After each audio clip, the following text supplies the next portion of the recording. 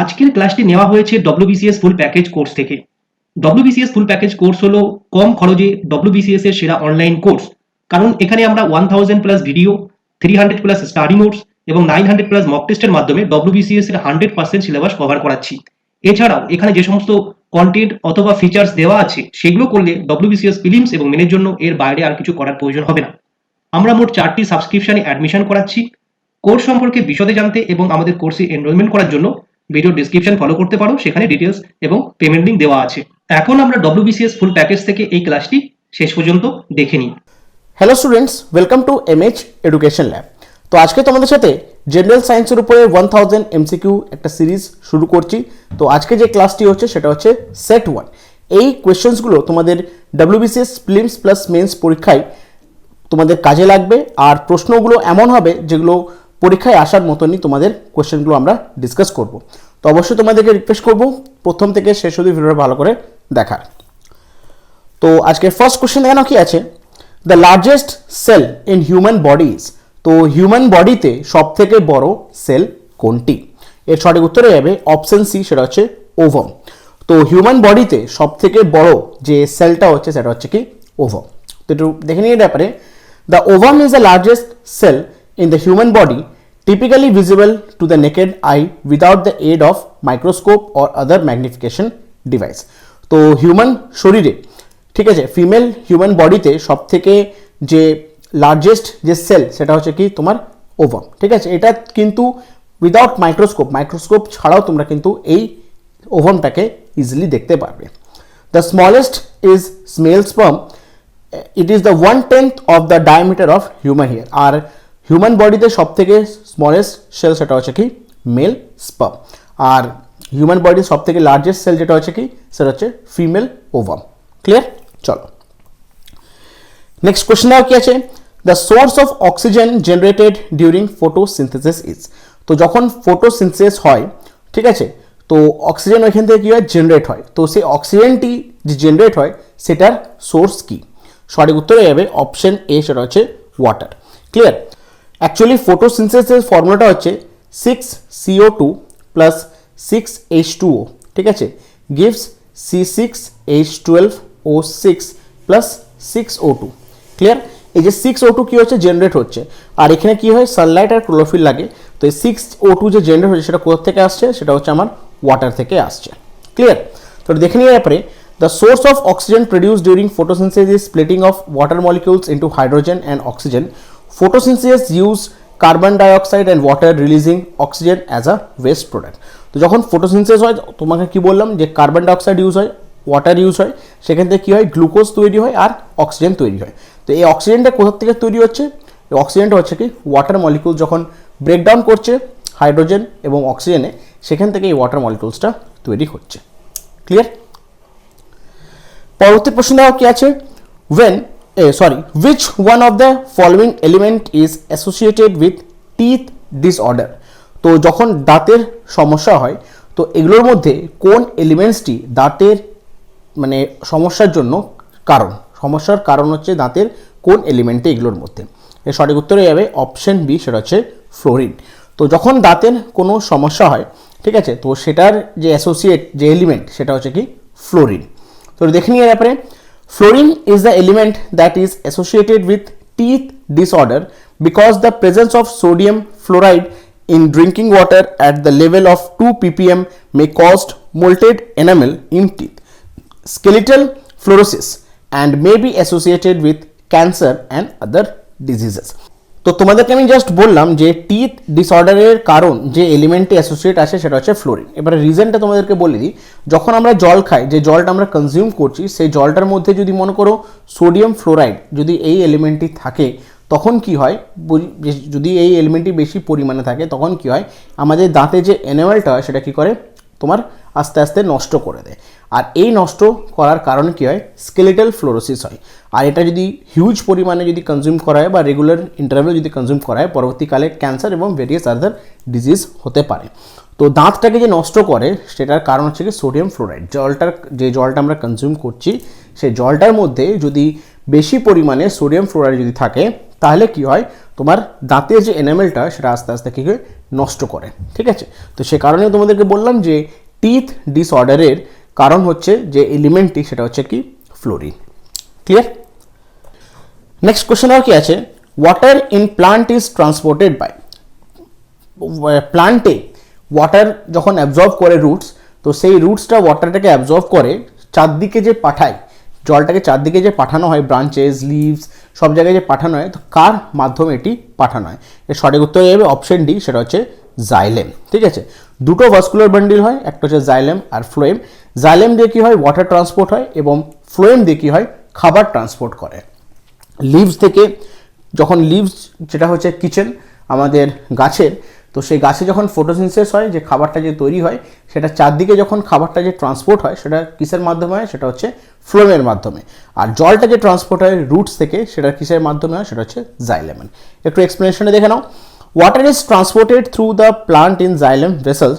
These begin in the root and end in leaves of the plant. Water is translocated through a combination of transpiration pull and capillary action. এই transpiration পুল আর capillary অ্যাকশনটা আমি তোমাদেরকে একটু পরে বুঝাচ্ছি, তার আগে just এটা আমি বলে দিই। গাছে যখন রুটস থাকে, এই রুটস তখন কী করে, ওয়াটারটাকে অ্যাবজর্ব করে। ওয়াটারটাকে অ্যাবজর্ব করার পর যখন গাছে যে চারদিকে যে ওয়াটারটা যে সাপ্লাই করা হয়, সেটা কী দিয়ে সাপ্লাই করা হয়, জাইলেম দিয়ে এটা সাপ্লাই করা হয়। এরপর হচ্ছে ট্রান্সপিরেশন পুল আর ক্যাপিলারি অ্যাকশন কী হয়। ক্যাপিলারি অ্যাকশনটা ফার্স্টে বলি, যখন মনে করো সে আগের কী হতো, তোমার ল্যাম্প থাকতো। ঠিক আছে, ল্যাম্প থাকতো, একটা বটলের মধ্যে কেরোসিন থাকতো, এখানে কেরোসিনে এখানে একটা কী থাকে, কটনের থ্রেড থাকতো, এখান থেকে একটা কটনের থ্রেড হালকা বেরানো থাকতো, এখান থেকে যখন আমরা ম্যাচিস্টিক দিয়ে এটা জ্বালাতাম, তখন এটা ফ্লেমটা জ্বলতো। তাহলে এই যে এখানে কি হচ্ছে, অ্যাকচুয়ালি নিচে তো কেরোসিন আছে, এই যে থ্রেড যেটা আছে, থ্রেডটা কি করে, থ্রেডটা এখানে কি হয়, তোমার যখন আগুনটা জ্বলছে তখন এখানে কি হয়, কেরোসিনটাকে এভোপোরেট হয়, আর এখান থেকে ক্যাপিলারি অ্যাকশনের থ্রুতে কি হয়, কেরোসিনটা অ্যাবজর্ব করছে এই জায়গাটি। ক্লিয়ার? এই সেম প্রসেস দিয়ে কিন্তু প্ল্যান্টস কি হয়, তোমার ট্রান্সপিরেশন পুল যখন হয়, ট্রান্সপিরেশন পুল মানে হচ্ছে কি water loss from the surface of the plant. গরমকালের সময় দেখবে যে আস্তে আস্তে গাছগুলো দুপুরের সময় কেউ নেতিয়ে যায়। এক্সেসিভ যখন ওয়াটার লস হয় প্লান্টসের মধ্যে থেকে, যখন aerial parts of the plants, তখন কী হয়, একটা ট্রান্সপিরেশন পুল হয়। আর এই ট্রান্সপিরেশন পুলের কারণে কী হয়, নিচের থেকে ওয়াটারটা কী হয়, আরও অ্যাবজর্ব করা, মানে আরও অ্যাবজর্ব হয়। আর এই অ্যাবজর্পশন অফ ওয়াটারটাকে বলা হয় ক্যাপিলারি অ্যাকশন। আর aerial surface of the plants থেকে, যখন এরিয়াল মানে যে সমস্ত লিভস টিভস আছে, সেই সমস্ত জায়গা থেকে যদি সানলাইটের কারণে যখন অ্যাবজর্পশনটা হয়, সেটাকে বলা হয় কি ট্রান্সপিরেশন পুল। ক্লিয়ার? তো দুটো কম্বিনেশনের কারণে কী হয়, তোমার ওয়াটারটা ট্রান্সপোর্ট হয় থ্রু জাইলেম। বুঝা গেছে? চলো নেক্সট কোয়েশ্চেন এখানে কি আছে, where are eucalyptus trees found in abundance. এই জায়গাগুলো চারটে জায়গা এখানে দেওয়া আছে, তো এই চারটে জায়গার মধ্যে সবথেকে বেশি পরিমাণে ইউক্যালিপটাস গাছ কোন জায়গায় দেখতে পাওয়া যায়? সঠিক উত্তর হয়ে যাবে অপশন ডি, সেটা হচ্ছে নীলগিরি হিলস। তো এই চারটে জায়গার মধ্যে যদি আমি কম্পেয়ার করি, তাহলে নীলগিরি হিলসের কী হয়, প্রচুর পরিমাণে সেখানে আমরা ইউক্যালিপটাস গাছ আমরা দেখতে পাই। ক্লিয়ার?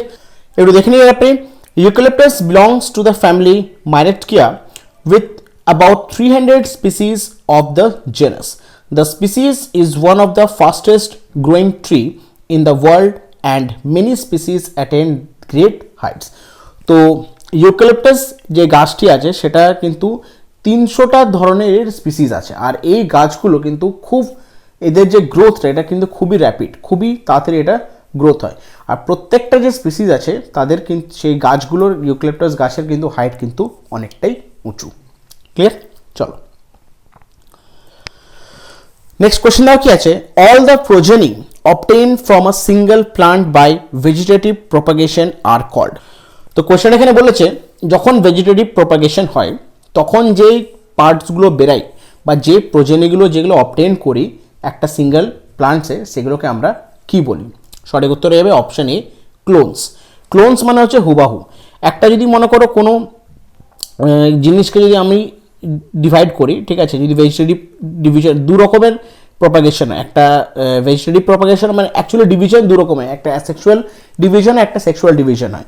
তাহলে এই সেক্সুয়াল ডিভিশনের তোমার অ্যাসেক্সুয়াল ডিভিশনের মধ্যে পড়ছে কি তোমার ভেজিটেটিভ প্রপাগেশন। ভেজিটেটিভ প্রপাগেশনটা হচ্ছে কি অ্যাসেক্সুয়াল তোমার প্রোপাগেশন, ঠিক আছে। তো এটা জাস্ট কী হয়, জিনিসটা জাস্ট এখান থেকে যদি আমি ডিভাইড করে দিই তাহলে হুবাহু কী হচ্ছে, সেম জিনিসগুলো আমি পাচ্ছি, হুবাহু যে জিনিসগুলো পাচ্ছি সেগুলো হচ্ছে একদম সেম। তাহলে এগুলো হচ্ছে কি জাস্ট ক্লোন, একটার সঙ্গে একটা কী হয় পুরোপুরি রিসেম্বল থাকে। ক্লিয়ার? তো দেখে নিয়ে ব্যাপারে a clone is obtained by vegetative propagation of a single plant and it propagates vegetatively in successive generation. It offer excitation from exploiting desirable mutation. তো অলরেডি আমি বললাম যে এসেক্সুয়াল রিপ্রোডাকশনের একটা পার্ট হচ্ছে ভেজিটেটিভ প্রপাগেশন। তো সেখানে যে সমস্ত আমি আফটার ডিভিশন যে সমস্ত যে তোমার যে জিনিসগুলো পাই বা যে সমস্ত প্রোজেনিগুলো যে অবটেন্ড হয় সেই সমস্ত প্রোজেনিগুলো হচ্ছে কি একের ওপরে একদম হুবাহু সেম।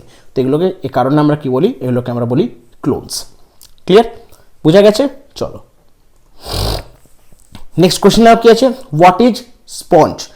স্পঞ্জ কি জিনিস? ঠিক আছে, একটা ফাঙ্গাস না একটা ফসিল না একটা প্লান্ট না একটা অ্যানিমাল? তাহলে স্পঞ্জ কি, সেটা হচ্ছে অপশন ডি, একটা animal. It is an animal. এটা দেখে নিয়ে আপনি, a sponge is any sessile aquatic animal of phylum Porifera with a porous bag-like body structure and a rigid or elastic internal skeleton. তো sponge হচ্ছে কি একটা aquatic animal, আর এর ফাইলাম কি হচ্ছে পরিফেরা। এটা কি হয়, উইথ আ পোরাস ব্যাগ। এই যে অ্যানিমালসগুলো এগুলোর মধ্যে কি একটা পোরাস ব্যাগের মতন একটা বডি স্ট্রাকচার থাকে, সেটা হচ্ছে কি রিজিড থাকে, আর কিছুটা কি থাকে ইলাস্টিক ইন্টারনাল স্কেলেটন থাকে। ঠিক আছে, আমরা সবাই দেখেছি স্পঞ্জ, আমরা যখন পড়েছি বাইরে যখন আমরা সবাই স্পঞ্জ ছবিতে দেখেছি। তো স্পঞ্জের ফাইলেম সেটা হচ্ছে কি পরিফেরা, আর এটা হচ্ছে কি একটা aquatic animal. Clear? Next question কি আছে, which among the following helps in circulation of blood? তো এগুলোর মধ্যে ব্লাড সার্কুলেশনের জন্যে কোন জিনিস হেল্প করে? সঠিক উত্তর হয়ে যাবে অপশন ডি, লিম্ফোসাইট। তো লিম্ফোসাইট কি করে, আমাদের শরীরে ব্লাড সার্কুলেশনে হেল্প করে। ক্লিয়ার? এটা দেখে নিয়ে আপনি, lymphocyte help in circulation of blood. আর lymphocyte is a type of white blood cell in a vertebrate immune system. The lymphatic system is an open system providing an accessories route for excess interstitial fluid to get returned to the blood. তো lymphocyte কি হচ্ছে একটা white blood sell, যেটা আমাদের vertebrate immune সিস্টেমের মধ্যে থাকে। আর এই লিম্ফোসাইট কি করে, শরীরের মধ্যে ব্লাড সার্কুলেশন করতে হেল্প করে। বোঝা গেছে? তো কোন জিনিসটা ব্লাড সার্কুলেশন করতে হেল্প করে, এটা কিন্তু খুব ইম্পর্টেন্ট কোয়েশ্চেন। তো অ্যান্সার হয়ে যাবে লিম্ফোসাইটস। বোঝা গেছে? চলো নেক্সট কোয়েশ্চেন কি আছে, which among the following elements increase the absorptions of water and calcium in plant? তো আমরা সবাই জানি গাছ কি করে, ওয়াটারকে অ্যাবজর্ব করে। তাহলে এগুলোর মধ্যে কোন এলিমেন্টটি অ্যাবজর্পশন অফ ওয়াটারের যে রেট সেটাকে ইনক্রিজ করে এবং ক্যালসিয়াম অ্যাবজর্পশনটাকেও ইনক্রিজ করে? তো এগুলোর মধ্যে কোন এলিমেন্ট? এর সঠিক উত্তর হয়ে যাবে অপশন বি, সেটা হচ্ছে বোরন। তো বোরন হচ্ছে এমন একটি এলিমেন্ট যে এলিমেন্টটা কি করে, গাছের মধ্যে রেট অফ অ্যাবজর্পশন, ওয়াটারের অ্যাবজর্পশন রেটটাকেও ইনক্রিজ করে এবং তার সাথে ক্যালসিয়ামের অ্যাবজর্পশনটাকেও ইনক্রিজ করে। ক্লিয়ার? এর এক্সপ্লেনেশনটা দেখে নিই একটু আমরা। Boron increases the absorption of water and calcium in the plant. It helps in metabolic activities in plants. Boron is necessary in order for sugar to move through protoplasmic membranes. তো boron কি করে, boron হচ্ছে এমন একটা element যেটা absorption of water এবং calcium অ্যাবজর্পশনটা increase করে গাছের মধ্যে।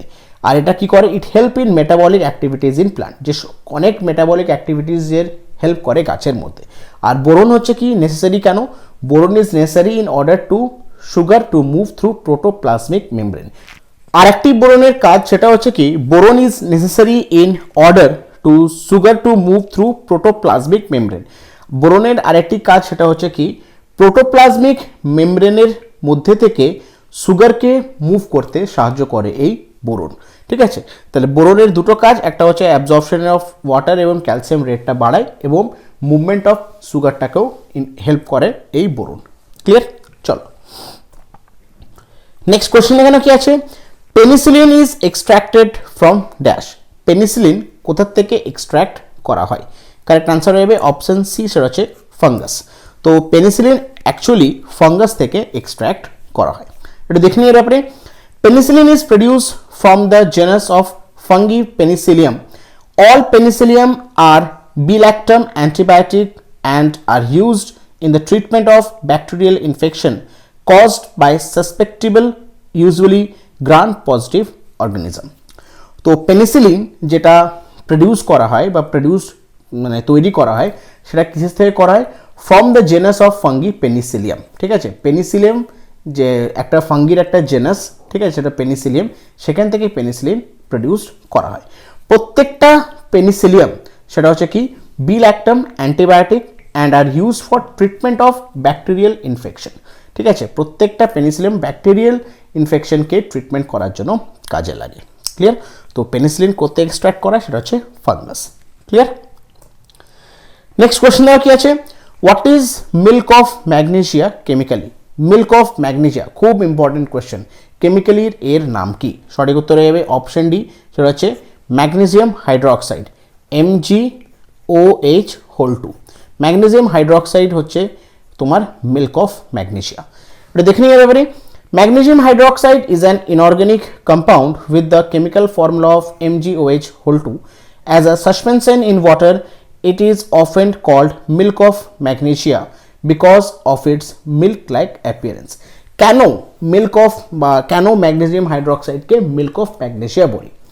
তাহলে একটু বলে দিই তোমাদেরকে, এইটা কি হচ্ছে, as a suspension in water it often called milk of magnesia because it is milk like appearance.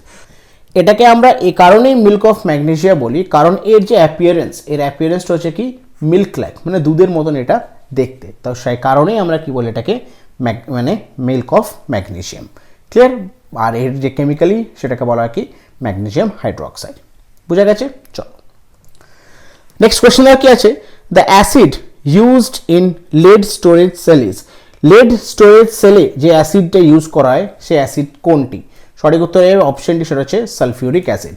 তো লিড স্টোরেজ সেলে যে অ্যাসিডটা আমরা ইউজ করি সেটা হচ্ছে কি সালফিউরিক অ্যাসিড। এটা দেখে নিয়ে ব্যাপারে dilute sulfuric acid H2SO4 serves as an electrolyte in a lead storage battery. তো dilute যে H2SO4 এটা কি হয় লিড স্টোরেজ ব্যাটারির মধ্যে ইলেকট্রোলাইটের মতন বিহেভ করে। dilute sulfuric acid ইলেকট্রোলাইটের মতন বিহেভ করে লিড স্টোরেজ ব্যাটারির মধ্যে। The electrodes of the cell is lead storage battery consist of lead grids. The opening of the anodic grid is filled with spongy porous lead. The opening of cathotic grid is filled with lead dioxide. এর দুটো opening থাকে, একটা হচ্ছে অ্যানোয়েডিক grid আর একটা হচ্ছে কি ক্যাথোয়েডিক grid. তো অ্যানোয়েডিক গ্রিডে যেটা ফিল করা সেটা হচ্ছে কি স্পঞ্জি লেড ফিল করা হয়, আর ক্যাথোয়েডিক গ্রিডে কী হয় সেটা হচ্ছে লেড অক্সাইড। আর এই যে H2SO4 যে থাকে বা সালফিউরিক অ্যাসিড এটা ইউজ করে সেটা হচ্ছে কি ব্যাটারির মধ্যে ইলেকট্রোলাইটের মতন এটি বিহেভ করে। ক্লিয়ার? নেক্সট কোয়েশ্চেন দাও কি আছে, milk taste sour when it is kept in open for some time due to the formation of dash. অনেক সময় যদি যখন আমরা দুধ কিনি, দুধটাকে যদি মনে করেন জাল দিতে ভুলে যাই, যদি গরম করতে ভুলে যাই, তাহলে তখন কি হয় দেখবে কিছুক্ষণ পর মানে অনেকক্ষণ রাখার পর দুধটা কী হয় টক টক লাগে, মিল্কটাকে সাওয়ার হয়ে যায়। কেন? সেই সাওয়ারটা হওয়ার কারণ কি? সঠিক উত্তরে যাবে অপশন সি হচ্ছে ল্যাকটিক অ্যাসিড। অনেকক্ষণ যদি আমরা দুধটাকে যদি এমনি আঢাকা রেখে দিই বা এমনি নর্মাল যদি রেখে দিই তাহলে কী হয় ওর মধ্যে একটা ল্যাকটিক অ্যাসিড ফর্ম করে। ল্যাকটিক অ্যাসিড আমরা জানি একটু টক টক খেতে, তো সে কারণেই দুধটা কী হয়ে যায় তোমার ল্যাকটিক অ্যাসিড ফর্ম হওয়ার কারণেই কী হয় দুধটা একটু টকে যায় বা একটু যে টেস্ট হয় সেটা হচ্ছে সাউরিন টেস্ট হয়ে যায়। ক্লিয়ার? একটু দেখে নিই এক্সপ্লেনেশনটা। Like many other thing milk contain bacteria. Milk also naturally contain a kind of sugar known as lactose. তাহলে দুধের মধ্যে কী থাকে? ল্যাকটোজ থাকে। The bacteria that live in milk get energy from this special sugar and use it to reproduce the make even more bacteria. তাহলে কী হয় যে ব্যাকটেরিয়াটা থাকে সে ব্যাকটেরিয়াটা কী করে তোমার রিপ্রোডিউস করে। এই যে স্পেশাল যে সুগারটা আছে ল্যাকটোজ এটাকে ইউজ করে ব্যাকটেরিয়াটা কী হয় নিজেদেরকে রিপ্রোডিউস করে। আরও প্রচুর পরিমাণে ব্যাকটেরিয়া এর মধ্যে প্রডিউসড হয়। When the bacteria use the lactose sugar to reproduce, they change it from lactose sugar. আর যখন এই যে ব্যাকটেরিয়াটা যখন ল্যাকটোজটাকে ইউজ করে মাল্টিপ্লিকেশন করার জন্য তখন কি হয় সেই যে তোমার ল্যাকটোজটা সেটা কি হয়ে যায় চেঞ্জ হয়ে যায় ল্যাকটোজ সুগারে, তারপরে কিসে চেঞ্জ হয় ল্যাকটিক অ্যাসিডে, আর সেই কারণে কি হয় মিল্কটা টেস্ট কি হয়ে যায় সাওয়ার হয়ে যায়। ক্লিয়ার? বুঝতে পারলে এক্সপ্লেনেশনটা? চলো নেক্সট কোশ্চেন কি আছে, which of the following is a natural die, এগুলোর মধ্যে ন্যাচারাল ডাই কোনটি? এর কারেক্ট অ্যান্সার হয়ে যাবে অপশন সি, সেটা হচ্ছে অ্যালিজারিন। তো এগুলোর মধ্যে ন্যাচারাল ডাই হচ্ছে কি অ্যালিজারিন। একটু দেখে নিয়ে আপনি, অ্যালিজারিন or 1,2 ডাইহাইড্রোঅক্সেন ট্রাইকিউনিন, also known as mordant red 11 and turkey red, is an inorganic compound with formula C14H8O4 that is used throughout history as a prominent red dye principally for dyeing textile fabrics. তো natural যদি die আমি বলি, তো natural die হচ্ছে কি অ্যালজেরিন, অথবা এর আরেকটি নাম হচ্ছে 1,2 ডাইহাইড্রোঅক্সেন ট্রানকিউনিন, আর এটি আরেকটি হচ্ছে নাম হচ্ছে মডার্ন রেড 11 অথবা টার্কি রেড। এটা হচ্ছে কি একটা অর্গানিক কম্পাউন্ড যার ফর্মুলা হচ্ছে C14H8OH। আর এটা হিস্ট্রিতে আমরা মানে প্রমাণ আছে যে বহু কাল আগের থেকেই এটা কিন্তু টেক্সটাইল ফ্যাব্রিক ইন্ডাস্ট্রিজে এটা কিন্তু ডাইং এজেন্ট হিসাবে এটা ইউজ করা। এটা হচ্ছে কি একটা ন্যাচারাল ডাই। ক্লিয়ার? চলো নেক্সট কোয়েশ্চেন কি আছে, the ratio of pure gold in 18 carat gold is. তাহলে 18 ক্যারেট গোল্ডে, ঠিক আছে, পিওর গোল্ডের রেশিও কত?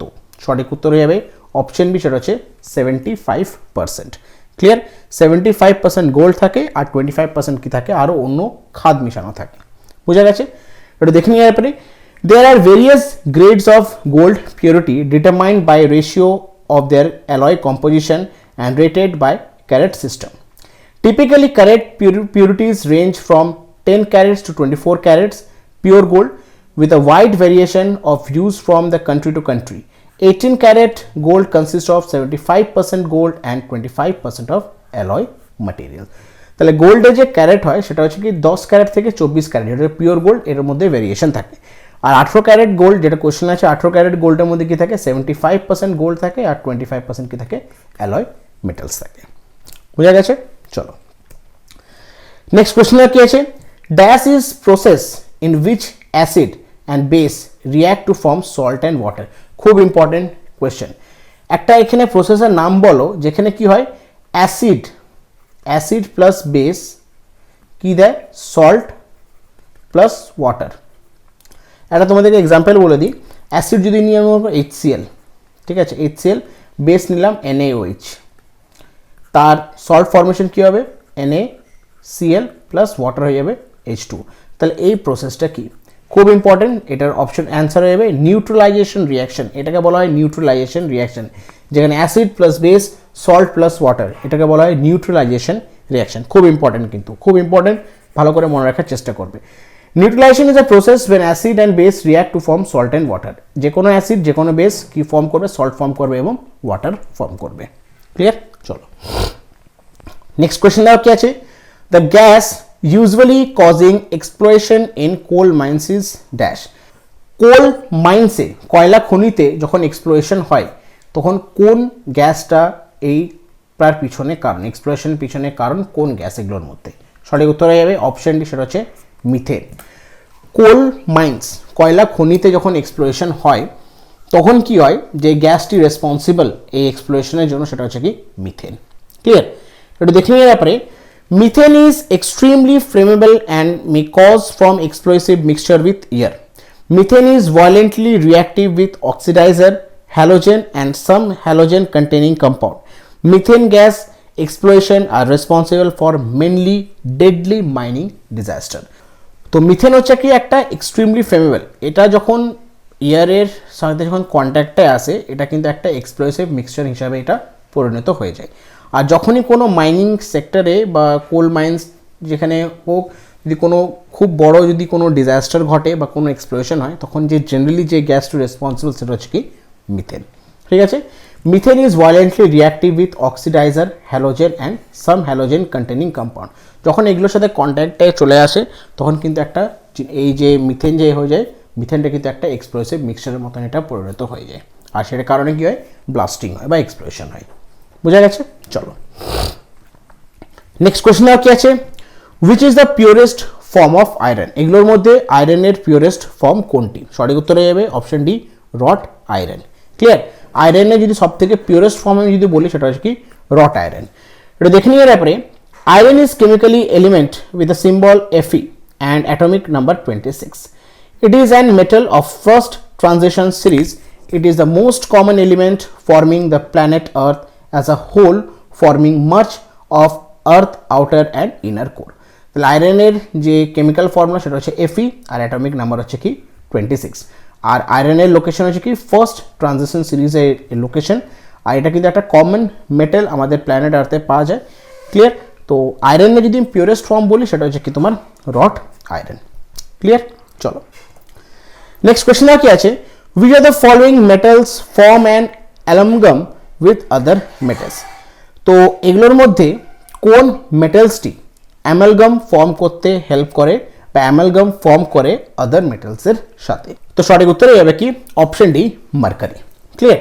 তো দেখে নিয়ে ব্যাপারে an amalgam is a substance form by reaction of mercury with another metal. তাহলে অ্যামালগাম হচ্ছে কি একটা সাবস্টেন্স যেটা কি হয়, মার্কারি যদি অন্য কোনো আদার মেটালের সাথে যদি রিয়াকশন হয় তখন অ্যামালগাম ফর্ম করে।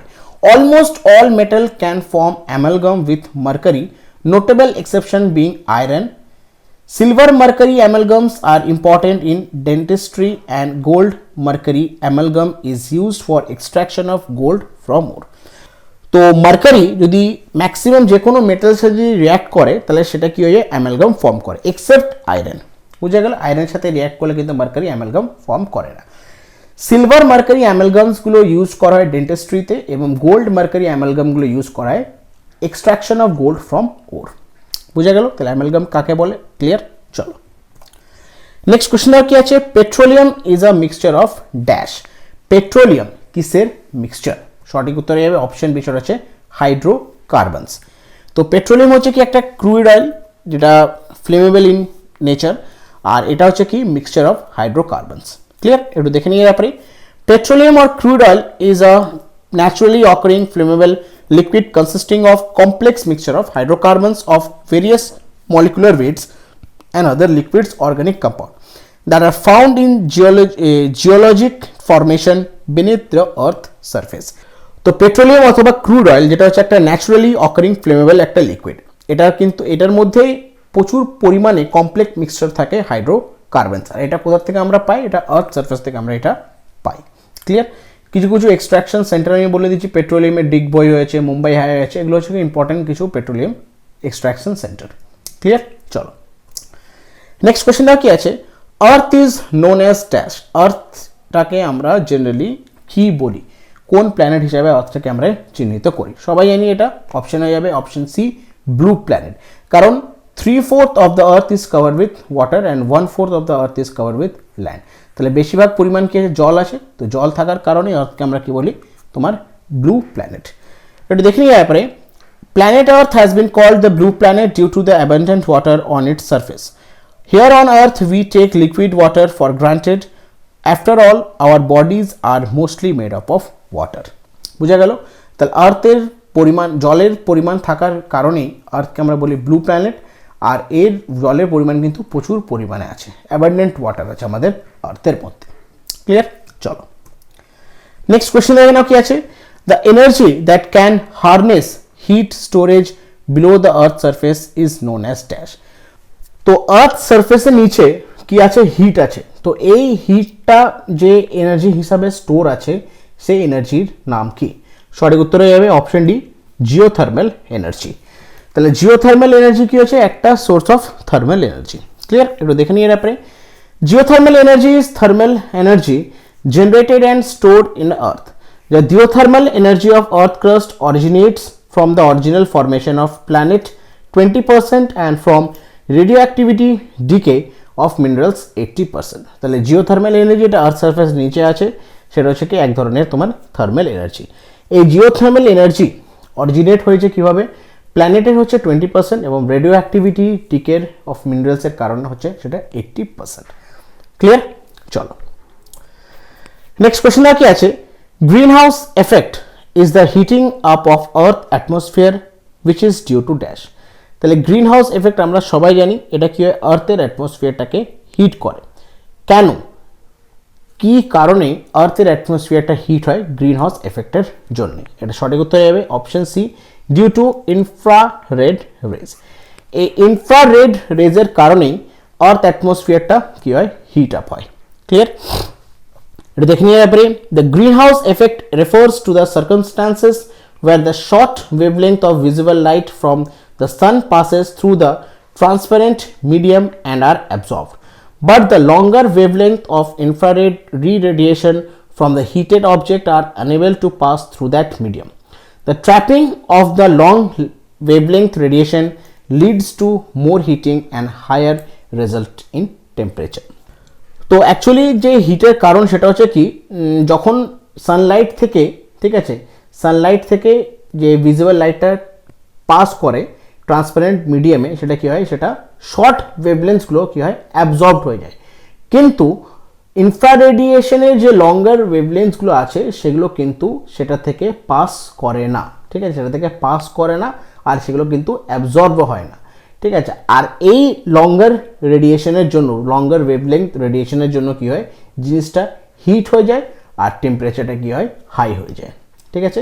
তো সানের থেকে যে রেসগুলো বেরোয়, ইনফ্রারেড রেসগুলো বেরোয়, সে দুটো বেরোয়, একটা হচ্ছে লঙ্গার ওয়েভলেন্থ এবং একটা হচ্ছে শর্টার রেডিয়েশন বা শর্টার ওয়েভলেন্থ রেডিয়েশন। তো লঙ্গার ওয়েভলেন্থ রেডিয়েশনের জন্য কি হয়, হিটটা হয় জেনারেলি। ক্লিয়ার? কারণ এটা অ্যাবজর্ব করে না। বুঝে গেছে? চলো নেক্সট কোয়েশ্চেনটা কি আছে, which one of the following is used for sun glasses? সান গ্লাসেসের মধ্যে কোন গ্লাসটি আমরা জেনারেলি ইউজ করি? সঠিক উত্তর হয়ে যাবে option C, Crookes glass. Sunglass যেগুলো আমরা চোখে পড়ি, তো সেই চোখে পড়ার মধ্যে যে গ্লাসগুলো থাকে, সানগ্লাসের মধ্যে যে গ্লাসগুলো ইউজ করা হয় সেগুলো হচ্ছে কি, crooks glass.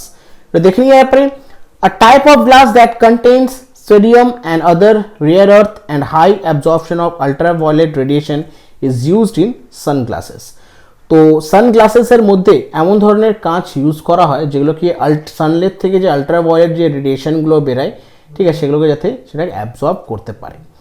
Sunglasses are a form of protective eyewear designed primarily to prevent bright sunlight and high energy visible light from damaging or discomforting the eyes. আর এই যে সানগ্লাস যেগুলো আমরা পরি জেনারেলি আমাদের চোখটাকে আরাম দেওয়ার জন্য, এই সূর্যের আলোর থেকে, যে সূর্যের আলোতে কি থাকে, হিউজ অ্যামাউন্ট অফ তোমার আলট্রাভায়োলেট রেডিয়েশন থাকে, হাই এনার্জি থাকে ভিজিবল লাইটে। তো এই জিনিসগুলো যাতে না আমাদের চোখকে ড্যামেজ করে, সে কারণে আমরা কী করি, সানগ্লাস ইউজ করি। আর সানগ্লাসের মধ্যে যে গ্লাসটা ইউজ করায় সেটা কি থাকে, ক্রুক গ্লাস থাকে। আর ক্রুক গ্লাসের মধ্যে কী কী থাকে, এটার মধ্যে কী থাকে, সেরিয়াম থাকে এবং কিছু আদার রেয়ার আর্থ এলিমেন্টস এটার মধ্যে থাকে। আর এটার মধ্যে এমন একটি গ্লাস যেটা কি হয়, হাই অ্যাবজর্পশন আলট্রাভায়োলেট রেডিয়েশনে সেটা অ্যাবজর্ব করতে পারে। বোঝা গেছে? চলো তো আজকের শেষ প্রশ্ন দেখানো কি আছে, the colour of sky appears blue due to dash. আমাদের যে আকাশটি আমাদের কি হয়, কালারটা আমরা কি দেখতে পাই, ব্লু। এটির কারণ কি? সঠিক উত্তরে যাবে option C, scattering of shorter wavelength. Shorter ওয়েভলেন্থের স্ক্যাটারিংয়ের কারণে আমাদের চোখে যে আকাশটা কি হয়, নীল দেখায়। এটা দেখে নিয়ে ব্যাপারে the sunlit sky is blue because air scatter short wavelength light more than longer wavelength. তো আমাদের যে স্কাইটা সেটা ব্লু এ কারণে দেখতে পারি কারণ আমাদের হাওয়া, এই যে এয়ার কি করে, শর্ট ওয়েভলেন্থগুলোকে স্ক্যাটার করে, লঙ্গার ওয়েভলেন্থগুলোকে স্ক্যাটার করতে পারে না। Since blue light is at the short wavelength end of visible spectrum, it is more strongly scattered in atmosphere than a longer wavelength red light. এবার যখন আমরা আমি একটা যখন লাইটের কি 7টা কালারে ডিফারেন্সিয়েট করে, যে ব্লু লাইটটা হচ্ছে সেটা হচ্ছে কি তোমার শর্ট ওয়েভলেন্থ, আর এয়ার কি করে আমি বললাম ফার্স্টেই যে শর্ট ওয়েভলেন্থকে স্ক্যাটার করে, লঙ্গার ওয়েভলেন্থকে স্ক্যাটার করতে পারে না, ঠিক আছে। তাহলে রেডটা হচ্ছে লঙ্গার ওয়েভলেন্থ আর ব্লুটা হচ্ছে কি শর্টার ওয়েভলেন্থ। আর এই যে ব্লুটা শর্টার ওয়েভলেন্থ কারণে কি হয়, এয়ার কি করে, এই শর্টার ওয়েভলেন্থকে স্ক্যাটার করে। আর এই কারণেই আমাদের যে আকাশটি আসে সেটা আমরা কি দেখি চোখে, আমরা দেখি নীল, ঠিক আছে, ব্লু। বোঝা গেল? তো এগুলো ছিল আজকের মোস্ট ইম্পর্টেন্ট 25টা কোয়েশ্চেন। আশা করছি তোমাদের 25টা কোয়েশ্চেন যেগুলো তোমাদেরকে করালাম বুঝতে পেরেছো। তো ভালো করে তোমরা কিন্তু সিরিজটা দেখবে, প্রত্যেকটা কিন্তু কোয়েশ্চেন খুবই ইম্পর্টেন্ট তোমাদের এক্সাম পয়েন্ট অফ ভিউ থেকে। এটি রিকোয়েস্ট করো সকলকে তোমাদেরকে, আর যেই কোয়েশ্চেনগুলো তোমাদের ইম্পর্টেন্ট লাগলো বা যে কোয়েশ্চেনগুলো তোমরা জানো না এগুলোকে পারলে খাতায় নোট ডাউন করে নিতে পারো। ক্লিয়ার? তো আজকের ক্লাসটা আমি এখানে শেষ করছি। নেক্সট ক্লাসে তোমাদের সাথে আরও কিছু মোস্ট ইম্পর্টেন্ট এমসিকিউজ নিয়ে আলোচনা করব সায়েন্স সেকশনের উপরে। Thank you, have a nice day.